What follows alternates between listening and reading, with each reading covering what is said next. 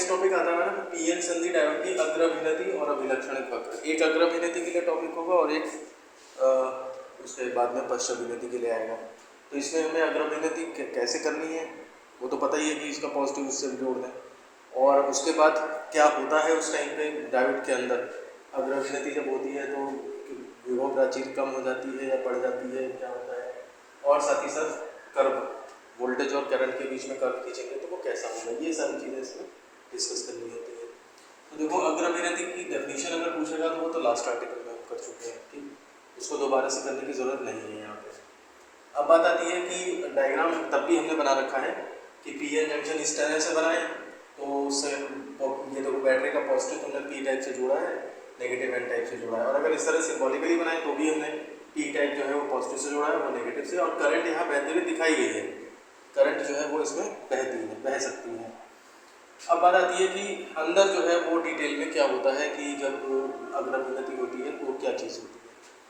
तो तुम ये देखो कि एक सिचुएशन ये होती थी कि ध्यान दो कि जब हमने बताया था कि पीएन जंक्शन जैसे ही फॉर्म होता है, बैटरी लगाओ चाहे ना लगाओ, उसके अंदर एक विभव प्राचीर बन जाती है। ये इतनी चौड़ी मान लिया आवश्यक परत है WB, विड्थ किसकी, बैरियर की, समझ रहे हो।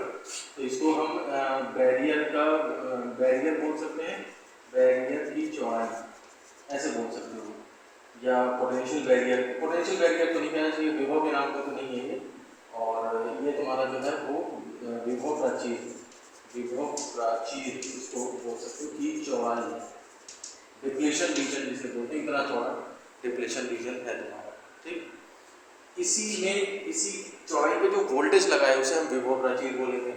तो वो इसी के दौरान ये वोल्टेज जो लगा है यहाँ पे, ये तुम्हारा V और बैरियर का वोल्टेज है VB, इसका पॉजिटिव इस तरफ है और नेगेटिव इस तरफ है, समझ रहे हो। ये विभव प्राचीर है, विभव प्राचीर जो रोके हुए हैं इलेक्ट्रॉन और होल्स को इधर उधर जाने से, ये विभव प्राचीर उसका वोल्टेज जो है वो ये है। इसको तुम ऐसे बोल सकते हो बैरियर वोल्टेज, बैरियर वोल्टेज ये बोल सकते हो, नॉर्मल कंडीशन है, ठीक है। अब तुम यहाँ पर ध्यान दो कि सपोज करो ये जर्मेनियम का क्रिस्टल है, मैंने कहा था जर्मेनियम में ये जो विभव प्राचीर होती है, जो अंदर से अपोजिशन होता है, यही तो इलेक्ट्रिक फील्ड है। अगर हम विभव प्राचीर की बात करें तो वो लगभग 0.7 EV होता है, पिछले टॉपिक में बताया था हमने, पिछले से पिछले वाले टॉपिक में। तो ये बैरियर वोल्टेज जो है 0.7 EV है, और ये बैरियर वोल्टेज का प्लस उधर लगा है और माइनस इधर लगा है, ये प्लस है ये माइनस है, और इधर तुमने बाहर से बैटरी जो है ये लगा सकती है, समझ लो बात को। तो अब इस बैटरी में तुम ये ध्यान दो, ये बैटरी मान लिया 5 वोल्ट की है, ठीक, तो इसकी कैपेसिटी है, तुम मर्जी है 5 वोल्ट पूरे लगा दो, तुम्हारी मर्जी है तुम 0 लगाओ, तुम 0.1 लगाओ, 0.2 लगाओ, 0.3 लगाओ, बहरहाल वहाँ पे जो बैरियर है वो जो उल्टे में लगा हुआ है वो तुम्हारा जो है वो एक तरह से मान के चलो कि 0.7 उसका है वोल्ट का, ठीक है, 0.7 वोल्ट का ये है तुम्हारा बैरियर। तो कहने का मतलब ये है कि जब मैं इस वोल्टेज को बढ़ाना शुरू करूँगा, मान लिया 0 वोल्ट करा, 1 वोल्ट या 0.1 volt, 0.1 volt, 0.2 volt, 0.3 volt, 0.4 volt, 0.5 volt और 0.6 वोल्ट, ठीक है ना। जब मैं 0.0 से 0.6 तक चलूँगा तब तक मैं इससे कम ही हूँ, और 0.7 वोल्ट पे आकर के मैं इसके बराबर होता हूँ, है ना। और फिर जब मैं 0.8 वोल्ट करता हूँ, 0.9 वोल्ट और इस तरह से ऑन करता हूँ तो मैं इस वोल्टेज के ऊपर पहुँच जाता हूँ, समझ रहे हो बात को। तो इसका मतलब ये हुआ कि जब हम बाहर से एक बैटरी जोड़ेंगे, ये बैटरी मैंने प्लस जो है पी टाइप से और माइनस जो है वो हमने एन टाइप से जोड़ा, तो ये बैटरी की वजह से हमारा एक वोल्टेज जो है, एक बल्कि इलेक्ट्रिक फील्ड के टर्म्स में बात करें तो प्लस ये सिरा हुआ और माइनस ये वाला सिरा हुआ, तो प्लस टू माइनस एक एक्सटर्नल इलेक्ट्रिक फील्ड जो है वो E, और इसको फॉरवर्ड वैसे कीजिए तो इसलिए PF नाम देते हैं। तो एक इलेक्ट्रिक फील्ड जो है वो इस डायरेक्शन में लगने लगेगी जो कि इंटरनल इलेक्ट्रिक फील्ड का अपोज करती है, ठीक है ना। यानी कि ये लोग जो नहीं जा पा रहे थे इनका फेवर होने लगता है, एक तरह से वो जो रुकावट थी उसको एक तरह से कम करने लगते हैं। तो जैसे ही तुम इसमें ये क्या करोगे कि कुछ फेवर करोगे तो इनको कुछ वैसे होंगे पहले से ही जिनके पास ज़्यादा ऊर्जा होगी, बस वो पार नहीं कर पा रहे थे, इतनी नहीं थी, लेकिन तब भी थोड़ा बहुत थी, वो लोग पहले ही ऊर्जा गेन कर लेंगे और फिर इधर उधर भागना स्टार्ट कर देंगे, उससे क्या है करंट बनने लगेगी। और एक बार अगर तुमने बढ़ते बढ़ते बढ़ते बढ़ते 0.7 वोल्ट तक पहुंच गए, यानी कि तुमने इधर के बैरियर वोल्टेज को पूरा न्यूट्रलाइज कर दिया, उसके बाद तो खुला मैदान हो गया एक तरह से। समझ आ रहा है कुछ बोल रहा हूँ? जैसे मान लिया बैरियर जो है वो 10 रुपये लेता था, चुंगी वाला 10 रुपये लेता था और तब जाने देता था, तो 10 रुपये चलो बहुत लोगों के पास नहीं होते थे, नहीं दे पाते थे, बेचारे नहीं जाते थे। फिर उसने रेट घटा के 5 रुपये कर दिया, तो 5 रुपये बहुत लोगों के पास है और जाने लगे वो लोग। फिर 4-3 वो कर दिया रुपये, और जब एक दिन फ्री कर दिया उसने तो फिर जो मर्जी जाएगा, जितनी बार जाएगा आएगा। तो वही है, फिर तो यहाँ के बाद तो फिर खुला मैदान हो जाएगा, अपना आराम से मैक्सिमम करंट जो है वो बाहर करेगी। तो ये प्रॉब्लम तब तक है थोड़ी बहुत, जब तक कि वो जो हमारा बैरियर वोल्टेज है वो क्रॉस नहीं हो जाता, उसके बाद सब सही हो जाएगा हमारे लिए। तो इस दौरान की बात जो है वो बताई जा रही है, ठीक है ना। जैसे मान लिया सपोज इस टाइम 0.4 वोल्ट में है, तो 0.4 वोल्ट पे इलेक्ट्रिक फील्ड जो है वो इससे कम ही है, इस अभी तो मैंने ज़्यादा बड़ा बना रखा है, इससे कम ही है। तो उस समय ये है कि बैरियर वोल्टेज मान लिया 0.7 था और 0.4 जो है तुमने इधर से लगा दिया, तो बैरियर कितने का रह जाएगा? 0.3 का ही रह जाएगा, है ना। जब अपोजिशन जो है वो सपोज 0.7 का है और फेवर तुमने 0.4 का लगा दिया, तो बचा हुआ क्या? 0.3 का ही तो रह गया। तो हमारा जो एक तरह से बैरियर वोल्टेज लगा है उसकी चौड़ाई भी कम हो जाती है, ठीक है ना। ये तुम्हारा VF हो गया। अब फॉरवर्ड बाइसिंग में बैरियर वोल्टेज और इधर विड्थ भी तुम्हारी जो है वो कम हो जाएगी, ये WF हो जाएगी जब तुम्हारा जो है फॉरवर्ड बाइसिंग में बैरियर की विड्थ। तो एक तरह से क्वेश्चन कभी कभी पूछा जाता है फॉरवर्ड बाइसिंग में जो विभव प्राचीर है उसकी चौड़ाई पे क्या फर्क पड़ जाता है, तो वो कम हो जाती है। बैरियर वोल्टेज जो है वो फॉरवर्ड बाइसिंग क्या होता है, वो कम हो जाता है, ठीक है ना। वो जो पोटेंशियल बैरियर है वो कम हो जाता है, और अगर मान लिया इससे ऊपर पहुंच गए तब तो ये फिर पूरे ही खत्म हो जाते हैं, मतलब WF जो है बिल्कुल ही गायब हो जाएगा, मतलब WF। और ये भी BF जो है वो भी बैरियर खत्म ही हो जाएगा बिल्कुल। कहने का ये है कि कुछ नहीं बचेगा और वो सब आराम से करने लगेंगे। ये इसके बाद की बात है। ये कहने का मतलब है यहाँ तक जो है एक तरह से कम चालकता है, लेकिन ये इसके बाद जो है वो आराम से कंडक्शन होने लगेगा, कोई धारा प्रवाह में कोई बाधा नहीं है। ऐसे लिख सकते हो, धारा प्रवाह में कोई बाधा नहीं है, ठीक है ना। इसीलिए 0.7 और 0.3 ये इतने जो है वो बता दिए जाते हैं उस टाइम। देखो इसी चीज़ को हमने थोड़ा सा लिखने की कोशिश करी है कि WB जो है वो ये दिखना है ना, और ये तुम्हारा बिना अभिनति के अवक्षय परत की चौड़ाई है, और WF ये थोड़ी कम हो गई है जब बैटरी तुमने लगा दी पॉजिटिव, और बैटरी लगाने के बाद वोल्टेज तुम्हारा डाउन नहीं है 0.7 से, अगर सिलिकॉन का मानते हो तो वैसे तो उस केस में जो है वो तुम्हारा WF क्या है, अग्र अभिनति में अवक्षय परत की चौड़ाई कितनी हो जाएगी, कुछ कम हो जाएगी, क्योंकि ये सपोर्ट देने लगेगा, ठीक है ना। वो विरोध कर रहा है और ये सपोर्ट देने लगा उसे, तो कुछ कम हो जाएगा। यही चीज़ यहाँ लिखे WB0 PB0 सॉरी VB0 ये है, और BF ये है तुम्हारा। VB0 मतलब क्या है, बैरियर वोल्टेज, और जब बिना अभिनति के है तो वो ज़्यादा है वोल्टेज। और VBF फॉरवर्ड बाइसिंग में क्या हुआ, अग्रभिनति में विभवरोधिका मतलब अग्रभिनति में थोड़ा सा कम हो गया, पहले 0.7 लगा था, अब 0.4 का सपोर्ट दे दिया तो बचा हुआ 0.3 रह गया बस यहाँ पे। तो ये चीज़ है, और यही चीज़ यहाँ ये जो कंपैरिजन है कि इससे पहले क्या होता है इससे बाद क्या होता है, वो चीज़ यहाँ बता रखी है कि बैटरी वोल्टेज E है और वो E हमारा VB से कम है। VB मतलब यही बैरियर वोल्टेज 0.7 से कम है हमारा, तो 0.7 से कम पे अवक्षय परत की चौड़ाई बस कम हो जाती है, ठीक है ना, थोड़ा सा सपोर्ट मिल जाता है, WF बनती है, और विभवरोधिका का भी मान कम हो जाता है, VBF भी कम हो जाता है थोड़ा। लेकिन अगर ये ग्रेटर देन VB है, तुम्हारा ये वोल्टेज इससे भी बड़ा लगा दो, फिर तो वो उसको बिल्कुल खत्म कर देगा। तुमने 0.8 लगाया, तो 0.8 लगाने के 0.7 को बिल्कुल खत्म करके फेवर में 0.1 लग जाएगा, ठीक है ना। फिर तो वो हर इलेक्ट्रॉन और होल को कोई मतलब बाधा ही नहीं रही, फिर वो आराम से खुला रास्ता मिल गया उन्हें। तो वही चीज़ है, अवक्षय परत और विभवरोधिका समाप्त हो जाते हैं, बिल्कुल खत्म हो जाएंगे, कोई बैरियर रहा ही नहीं, और पूर्ण पीएन, ये यहाँ से एरो आया है यहाँ पे, पूर्ण पीएन क्रिस्टल एक चालक की भांति व्यवहार करने लगता है, जिसका प्रतिरोध RF कहा जाता है। RF मतलब फॉरवर्ड रेजिस्टेंस, इसे डायोड का अग्र प्रतिरोध कहते हैं, ठीक है ना। तो ये मतलब एक तरह से दिमाग में बसाना है इस चीज़ को कि मतलब हाँ ये सब काम हो रहे हैं, क्या कहा जा रहा है, और अंदर मॉलिक्यूलर लेवल पे भी क्या हो रहा है, वो भी चीज़ें सारी पता होनी चाहिए। देखो अब हम देखते हैं कि अग्रभिनेत्री में डायोड में जब धारा बहती है तो क्या मैकेनिज्म होती है, कैसे कैसे सर्किट कंप्लीट होता है। तो तुमने देख क्या किया, अग्रभिनेत्री में तुमने वोल्टेज लगा दिया है यहाँ पे, ठीक है ना। अब चाहे तो ये सिचुएशन ले लो, चाहे वो सिचुएशन ले लो, हम उसकी बात कर रहे हैं कि ये होल जो है जैसे ही तुम्हारा ये प्लस लगेगा, ये होल पॉजिटिव है, होल पॉजिटिव, ये प्रतिकर्षण लगेगा, ये और ये माइनस इसको प्रतिकर्षित करेगा, ये इलेक्ट्रॉन होने को इधर चलना स्टार्ट करेगा। अब बात करते हैं वोल्ट बैरियर की। इस केस में बैरियर कम होगा और इस केस में तो गायब भी हो जाएगा। तो हम उस होल के इलेक्ट्रॉन की बात कर रहे हैं जो बैरियर पार करके इधर चला गया है। कुछ हो सकते हैं इस पर भी चले जाएं, है ना, और कुछ और इस पर तो सारे जाने लगेंगे।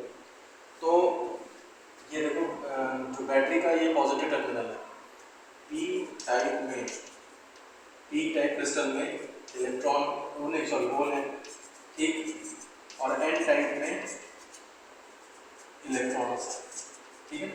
तो पी टाइप में जो होल्स हैं वो बैटरी के पॉजिटिव से रेपेल होकर के उधर की तरफ चलना स्टार्ट करते हैं। बैटरी के धनात्मक, यहाँ पी एन जंक्शन डाल दो, पी एन जंक्शन के पी टाइप में और एन टाइप में क्या क्या काम हो रहा है। तो बैटरी के धनात्मक सिरे से प्रतिकर्षित होते हैं और इस प्रतिकर्षण की वजह से वो क्या करते हैं, संधि की तरफ चलने लगते हैं, संधि की ओर चलते हैं, ठीक है। एन टाइप सिरे में क्या है, ये बैटरी के ऋणात्मक सिरे, ऋणात्मक ये इस नेगेटिव की वजह से ये नेगेटिव और ये को रिपेल होता है। तो ऋणात्मक सिरे से प्रतिकर्षित होते हैं और इसलिए वो भी क्या होते हैं, संधि की ओर चलने लगते हैं। अब संधि की ओर ये भी चला और संधि की ओर ये भी चला, ठीक है। अब बैरियर कम है तो ये मिलन हो जाएगा इधर। तो इसमें क्या होगा कि जब ये संधि पर पहुंचते हैं, संधि पर पहुंचे और ये एक रिकॉम्बिनेशन हो जाएगा, समझ रहे हो बात को। रिकॉम्बिनेशन हुआ तो एक होल इसका गायब हो गया और एक इलेक्ट्रॉन जो है वो इसका गायब हो गया, ठीक है। तो रिकॉम्बिनेशन होने से क्या हुआ, ये देखो उसका पी टाइप का होल गायब हुआ और लैंग्वेज थोड़ी सी अजीब लग सकती है, ये चीज पेपर में मत लिखना। और एन टाइप का जो है वो, एन टाइप का इलेक्ट्रॉन जो है वो गायब है। अब ये जो गायब हो गए हैं इनका पूर्ति करनी है। पूर्ति कैसे होगी वो देखो, बैटरी के नेगेटिव टर्मिनल से ये इलेक्ट्रॉनों की अधिकता है, यहाँ पे एक इलेक्ट्रॉन यहाँ से निकलेगा और वो जो है चलते चलते यहाँ पहुँच जाएगा और वो जो इलेक्ट्रॉन उसका एक यहाँ कम पड़ गया या करके उसकी पूर्ति कर देगा, ठीक है ना। तो इसके नीचे क्या होता है, अब इसके नीचे तो जैसे ही ये सिचुएशन होती है कि रिकॉम्बिनेशन हुआ और इलेक्ट्रॉन होल एक एक गायब हो गए, तो उसी टाइम पे हम लिख लेते हैं इसी समय, ठीक है ना। दो काम होंगे, पहला काम ये होता है, यहाँ पे लिख देता हूँ दो काम। ये केवल एक फ्लो चार्ट है, पेपर में नहीं बना है, लेकिन इसके सहारे तुम एक बार समझ जाओगे ना, कहानी अपने आप लिख दोगे। पहला ये होता है कि बैटरी के नेगेटिव सिरे से एक इलेक्ट्रॉन निकलकर एन टाइप क्रिस्टल में प्रवेश करता है, ठीक है ना। और एन टाइप क्रिस्टल में प्रवेश करने की वजह से इधर से इधर इलेक्ट्रॉन चल दिया तो करंट इससे में बनेगी, ठीक है ना। इससे जो है धारा बनती है, फॉरवर्ड धारा, अग्र धारा बढ़ती है। उसके बाद दूसरा काम जो होता है वो ये होता है कि पी टाइप क्रिस्टल में जहाँ पे ये सिरा जुड़ा हुआ है ना पॉजिटिव टर्मिनल, इसके पास कहीं एक कोवेलेंट बॉन्ड टूट जाता है। मैंने कोवेलेंट बॉन्ड टूटना बताया है, सिलिकॉन का कोवेलेंट बॉन्ड, भाई ये तो मैंने डोनर एटम बनाए ना, इसके अलावा सिलिकॉन के तो पता नहीं कितने, वो तो लाखों गुना ज़्यादा है वो तो किसको ये कोवेलेंट बॉन्ड टूट जाएगा वहाँ पे, और कोवेलेंट बॉन्ड टूटने से एक इलेक्ट्रॉन और एक होल जनरेट होते हैं, ये मालूम है तुम्हें। तो इसी समय दूसरा काम जो होगा जा करके कि पी टाइप में टर्मिनल पर एक सहसंयोजक बंध टूटता है और उसके टूटने की वजह से एक इलेक्ट्रॉन प्लस एक होल ये जो है वो पैदा जनरेट होते हैं, मतलब उत्पन्न होते हैं। अब इलेक्ट्रॉन जो है देखो वो पॉजिटिव है तो इलेक्ट्रॉन को वो अट्रैक्ट कर लेगा। तो इलेक्ट्रॉन क्या करता है, जो है वो बैटरी के पॉजिटिव सिरे पर आ जाता है, और बैटरी के पॉजिटिव सिरे पर इलेक्ट्रॉन अगर आया तो एक करंट भी बनेगी। देखो इलेक्ट्रॉन इधर आया, करंट उसके उल्टे में बनेगी, तो धारा अब धारा बन जाती है। और ये जो होल है, ये होल तुम्हारा इस पॉजिटिव से रिपेल होकर के उधर की तरफ चल देगा, तो ये संधि की ओर चलने लगता है, जाता है। अब संधि की ओर देखो, होल इधर से गया, वो रिकॉम्बिनेशन जो हुआ था, इलेक्ट्रॉन इधर से आया था और होल इधर से, होल इधर गया, इलेक्ट्रॉन उधर से जाने की उल्टे करंट, तो अंदर भी करंट बनी, उधर भी करंट बनी और उधर भी करंट बनी। सारे हिस्सों में करंट हमने एक्सप्लेन कर दी। ये पूरा इस तरह से करके करके करके और ये करंट इस तरह से स्टैब्लिश हो जाती है, तो संधि की ओर जाता है। और वो जो होल की कमी हो गई थी ना, वो पूरी हो गई। शुरुआत में एक होल और एक इलेक्ट्रॉन आए, खत्म हुए, इलेक्ट्रॉन यहाँ से पूरा हो गया और यहाँ का जो इलेक्ट्रॉन है वो यहाँ से पूरा हो गया करके, और होल जो यहाँ का खत्म हो गया था वो होल यहाँ से पूरा हो गया, किसी का कुछ नुकसान नहीं हुआ। ठीक है, अब सोचो कि नुकसान पूरा कैसे हुआ, तो ये कोवेलेंट बॉन्ड टूटा, ठीक है ना। तो इस तरह से कोवेलेंट बॉन्ड टूट करके इलेक्ट्रॉन आते रहते हैं और वही इलेक्ट्रॉन जो है होल मिल करके कोवेलेंट बॉन्ड फिर से बनाते रहते हैं। तो ऐसा नहीं है कि कुछ कोई तुम सोचो कि ये कोवेलेंट बॉन्ड कितने सारे टूट जाएंगे, एक दिन ऐसा आएगा कि सब खत्म हो जाएंगे, ऐसा कुछ नहीं है, ये सब बनता बिगड़ता रहता है। तो ये इस तरह से जो है वो करंट सर्कुलेट करती है अग्र अभिनति में डायोड से, ये करंट सर्कुलेशन का तरीका रहता है। और सबसे सारे हिस्सों में करंट हमने एक्सप्लेन कर दी है, इस हिस्से में भी करंट बन गई, इस हिस्से में भी करंट बन गई, और इसके अंदर जो ये संधि की होल और इलेक्ट्रॉन बने तो यहाँ भी करंट बनने बनाती है। तो इस तरह से पूरे सर्किट में अग्र धारा जो है वो बहती है। तो ये है तुम्हारा अग्र अभिनति में डायोड में धारा किस प्रकार बहती, क्या उसकी मैकेनिज्म है, ये पूरी की पूरी मैकेनिज्म तुम्हारे पास क्लियर है, ठीक है। तो आती है तो लिखनी है, नहीं तो फिर इसको लिखने में बहुत टाइम लगता है, ठीक है।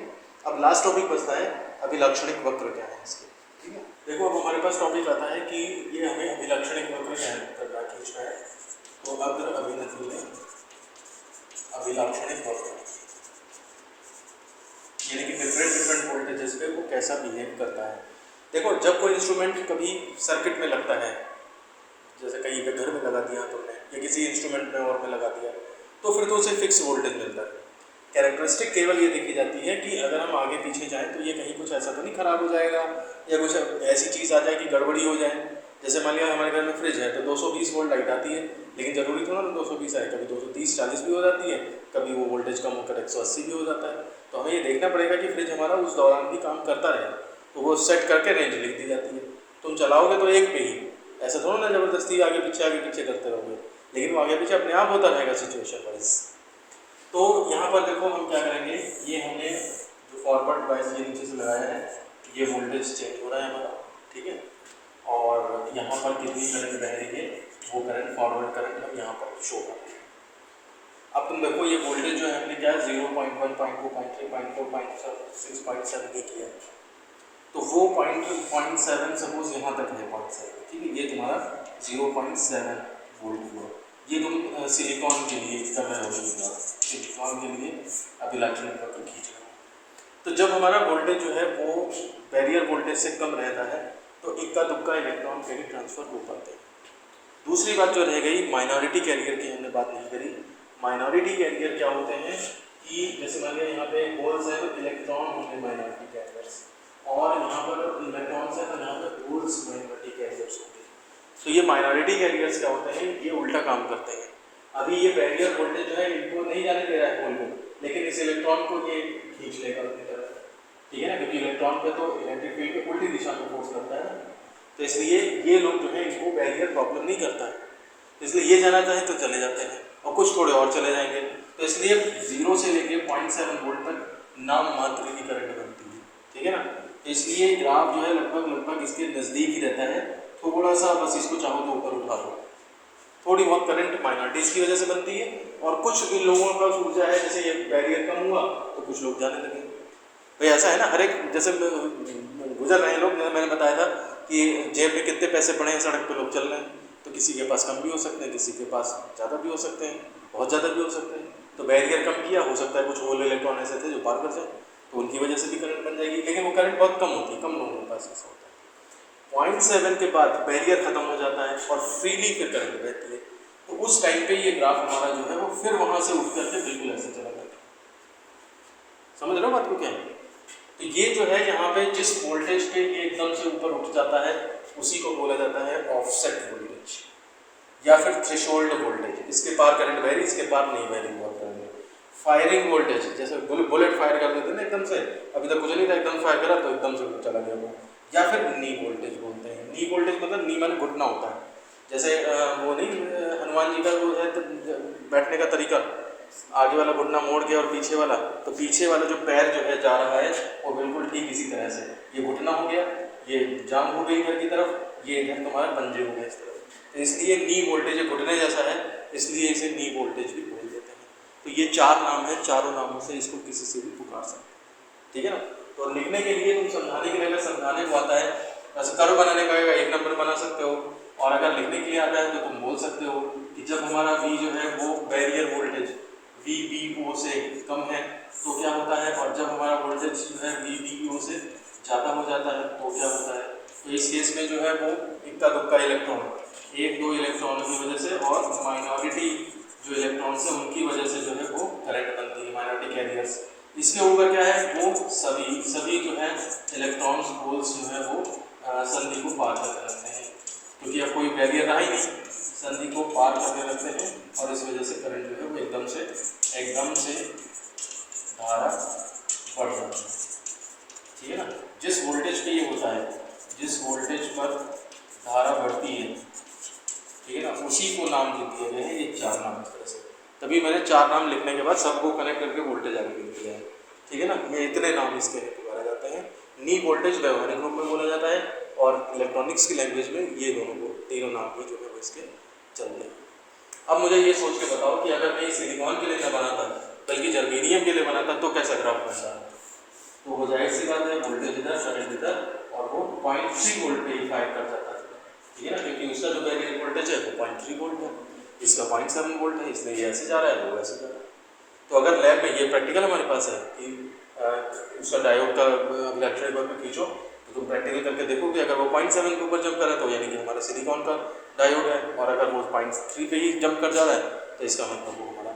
अच्छा, लैब में मैं बता दूं तुम्हें, लैब में ये वैल्यू ऐसे आती है 0, 1, 2, 3, 4, 0.7 तक कुछ नहीं, और फिर उसके बाद ऐसे बन जाता है दूसरा, ठीक है ना। तो ये यहाँ पे थ्योरी में तो बता दिया है इतना, लेकिन प्रैक्टिकली ये चीज़ जो है वो वहाँ विजिबल नहीं होती है, क्योंकि उसमें मिली एमीटर लगा रहता है, और ये मिली से भी कम करंट बनती है, तो इतनी छोटी करंट फिर दिख नहीं पाती है, ठीक है ना।